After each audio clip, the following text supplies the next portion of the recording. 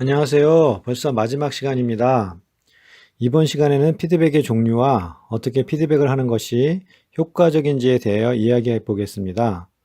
저는 얼굴을 마주보고 이야기하는 것을 좋아하는데 이렇게 이야기해야 하는 것이 조금 안타깝고 아쉽습니다. 피드백의 종류를 네 가지로 구분해 봤습니다. 이름만 들어도 금방 알아채실 거라는 생각이 드는데요. 첫째는 지지적 피드백이고요. 둘째는 교정적 피드백, 셋째는 무의미한 피드백, 넷째는 학대적 피드백이 있습니다. 우리가 훈련하며 가장 많이 사용하게 될 피드백은 지지적 피드백이고요. 그 다음이 교정적 피드백이 될 것입니다. 지지적 피드백에 대하여 이야기하기 전에 피드백이 효과적으로 전달되기 위해서는 전제 조건이 있습니다. 그것은 사람과 사람 사이에 신뢰가 있어야 피드백이 효과적으로 전달될 수 있는 바탕이 됩니다. 그렇다면 신뢰는 어떻게 형성될까요? 절친한 친구를 떠올리며 그 친구를 처음 만났을 때를 생각해 보십시오. 처음 만나서 어떻게 하셨죠? 보통 이야기를 합니다. 이것저것 이야기를 하면서 서로에 대해서도 이야기를 합니다. 취미에 대해서도 가치관에 대해서도 이야기를 하죠. 그 이야기를 통해서 우리는 상대를 이해하게 됩니다. 그 이해를 통해서 상대방에게 존중하는 마음이 듭니다. 존중하는 마음이 들면 그 사람이 하는 말을 믿게 됩니다. 신뢰가 형성되면 우리는 상대방이 하는 이야기를 믿어줍니다. 신뢰가 생기는 과정을 간단하게 정리하면 처음에는 의사소통을 합니다. 그리고 의사소통을 통해서 상대방을 이해하고 그 이해를 바탕으로 존중하게 되고 존중하게 되면 그 사람의 말을 믿게 되는 신뢰가 형성됩니다. 선생님들께서 지금 남편과 아내, 자녀들과 어떤 관계를 맺고 계신지 한번 점검해 보시기 바랍니다. 아내니까 남편이 무조건 신뢰하나요? 남편이니까 아내가 무조건 신뢰합니까? 엄마니까 아이들이 무조건 신뢰하고 있어요? 진짜 신뢰하고 있다면요, 부부 사이에 대화도 많고요, 재미있을 겁니다. 이야기를 나누면 서로에게 지지가 되고 힘이 되니까요. 만약 그렇지 않다면 얼굴을 마주보는 것도 부담스러울 수 있어요. 얼굴을 마주봐도 별로 할 얘기가 없습니다. 신뢰는 해도 할 얘기가 없어요 하시는 분도 계실 겁니다. 네, 맞는 말씀이에요. 지지적 피드백이 빠졌다면 그럴 수 있습니다. 그런데요, 진심으로 존중하고 신뢰하는 사람에게는 자연스럽게 지지적 피드백이 나옵니다. 지금 가족 안에서, 직장에서 신뢰의 관계가 형성되지 않았다면 지지적 피드백을 해도 효과는 미미할 수 있습니다. 아이들과 좋은 관계에 있지 못하다면 엄마가 지지적 피드백을 했을 때 아이들이 이렇게 반응할 수 있어요. 엄마 뭐 잘못 먹었어? 어디서 또 뭐 배워왔구나? 이렇게요. 남편이랑 관계가 별로 안 좋은데 피드백을 해주면 이렇게 반응할 수도 있어요. 사람이 갑자기 변하면 죽는다는데 당신 괜찮아? 또는 당신 나에게 잘못한 거 있지? 이렇게 반응할 수도 있습니다. 또는 언제까지 하나 보자, 몇 번이나 하다 말겠지 라고 마음속으로 생각할 수도 있습니다.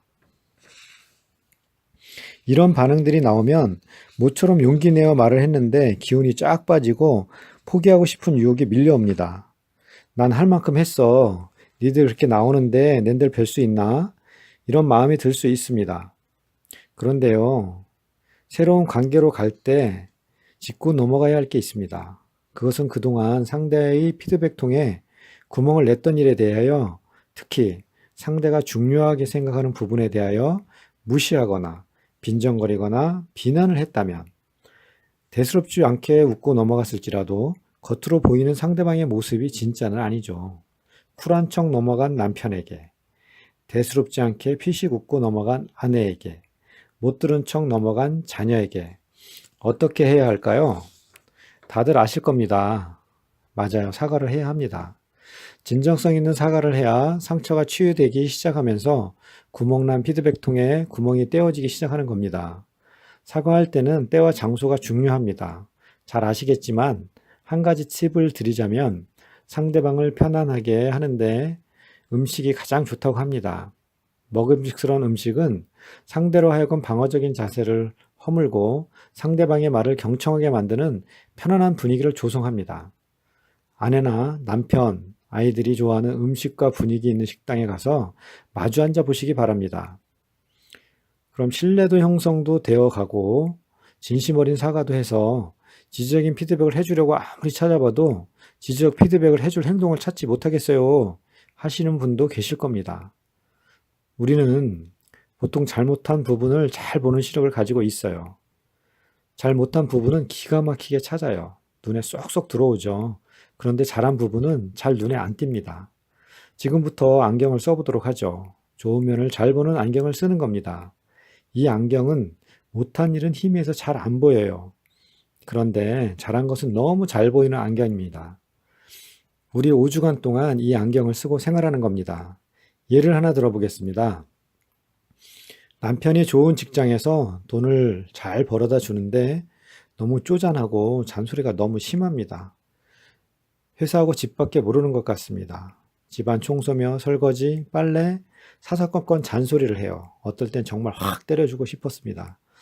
여기서 남편의 장점을 한번 찾아볼까요? 어떤 장점이 보이십니까? 돈을 잘 벌어다 주시네요. 굉장히 중요한 부분이죠. 남자분들 돈을 많이 벌면 유흥을 많이 즐기시는데 가정에 충실하시네요. 이분은 잔소리가 많으신 걸 보니 꼼꼼하고 세심한 것 같습니다.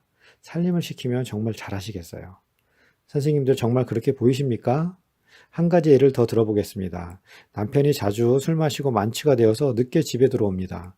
몸도 못 가누고 신발을 신고 침실로 와서 옷 입은 채로 바로 침대에 쓰러져 자는 것을 보면 우라가 치밀어 올라옵니다. 이 상황을 좋은 면을 잘 보는 안경으로 한번 봐볼까요? 남편이 만취가 되어도 꼭 집에 들어오네요. 집에 안 들어오고 다른 곳으로 가는 남자들도 있는데 말입니다. 게다가 얻어맞지도 누구 때리지도 않았나 봐요. 조용히 술 먹고 들어왔나 봐요. 감사한 일 아닌가요? 술만 먹으며 싸우는 남편 때문에 경찰서 찾아가는 아내도 꽤 된답니다. 우리가 같은 상황을 놓고도 다른 관점에서 본다면 감사한 마음이 들 수 있습니다. 반복된 편안한 일상이 당연한 거 아니야? 이렇게 생각하고 살고 계신가요? 세상에 당연한 게 있을까요? 한번 생각해 보시기 바랍니다. 자, 이제 피드백 하실 준비가 되신 것 같습니다. 선생님들은 어떤 말을 들을 때 자신이 가치 있고 능력 있고 참 괜찮은 사람이라고 느끼셨나요? 누군가에게 칭찬을 들을 때인가요? 아니면 누군가에게 인정을 받을 때인가요? 언제 그런 느낌이 드셨는지 한번 나눠줬으면 좋을 것 같습니다. 우리는 보통 행동에 대한 칭찬을 받으면 유능감이 들며 자신감이 올라갑니다. 존재에 대한 인정을 받으면요, 자존감이 올라가고요, 자신이 가치 있다고 생각합니다. 누군가에게 격려를 받으면요, 힘이 생겨요. 못할 것 같았는데 할 수 있을 것 같아요. 누군가 다가와 감사의 표현을 하면요, 너무 행복해요. 자신이 정말 괜찮은 사람이라고 생각되게 됩니다. 지금부터 이것을 가지고 지지적 피드백을 하려고 합니다. 평소에 선생님들은 칭찬을 어떻게 하시나요? 잘했어. 대단하다. 굉장한 걸. 멋져. 너무 예쁘다. 이렇게 칭찬하시나요? 들으면 기분이 어떠십니까? 처음 들었을 때는 좀 기분이 좋은 것 같습니다. 계속 들으면요, 영혼 없는 소리로 잘했어. 잘했네. 반복하고 있는 모습을 보면 어때요? 이런 피드백을 무의미한 피드백이라고 하는데 그 이유는 효과가 적기 때문입니다. 안 하는 것보다 나은데 나중에는 듣기 좋으라고 하는 소리네 이렇게 생각합니다. 지지적 피드백은 4단계로 나눠서 하면 효과적입니다.